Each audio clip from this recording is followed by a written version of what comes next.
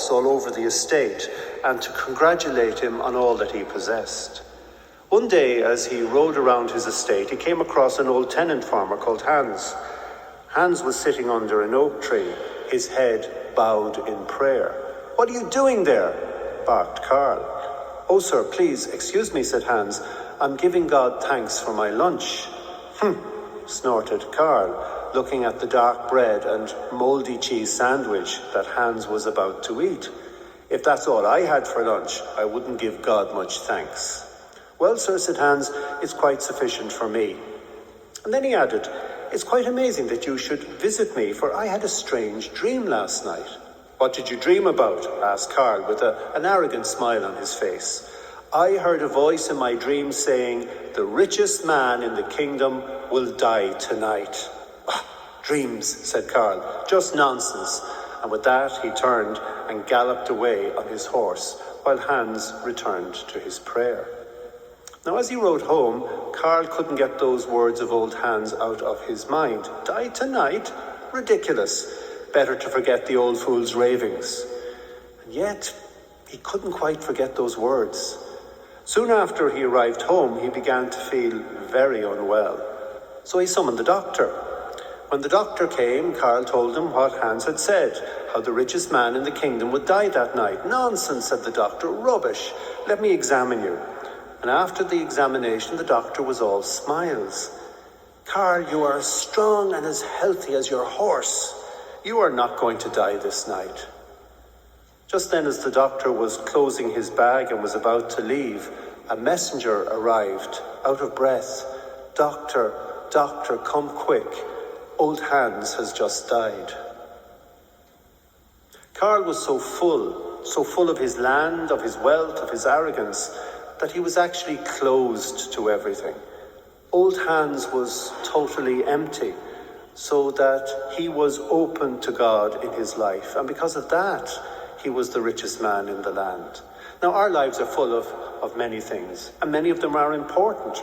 Having a good job, doing well at school or college or university, having enough money to raise a family and look after them, having enough to manage a mortgage, having interests and hobbies that are fun for us, having social connections and friends that make life sparkle for us. And our lives can be filled with darker things too: illness, anxiety, grief, and the things that make life a daily grind or hard.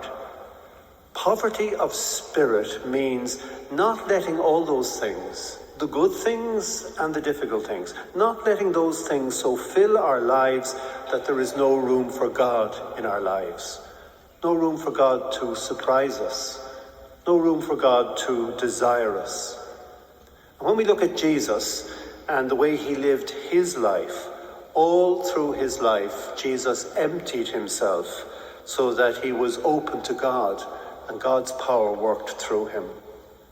So poverty of spirit means surrendering ourselves and our very lives to God. It means recognizing that yesterday is gone. It's gone. It can never come back. Tomorrow hasn't happened. The only moment that is real is this very moment now, where we are together at this Eucharist. That's the only moment that is real in our lives. And poverty of spirit means living this moment and every now moment to the full. It means accepting that ultimately we're not in control of our lives. God is. And so we lovingly try to entrust our lives to God. And that's not always easy, particularly when life is difficult and a grind. But that's what Jesus succeeded in doing. Remember his prayer in Gethsemane, "Not my will, but yours be done." Or his last prayer on the cross, "Father, into your hands I commend my spirit."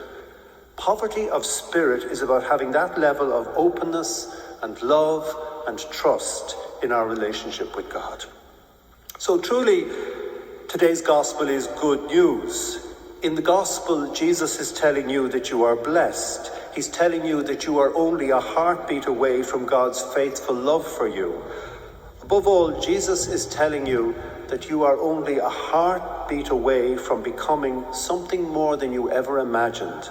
A heartbeat away from becoming that person that God has dreamed about since the day of your creation.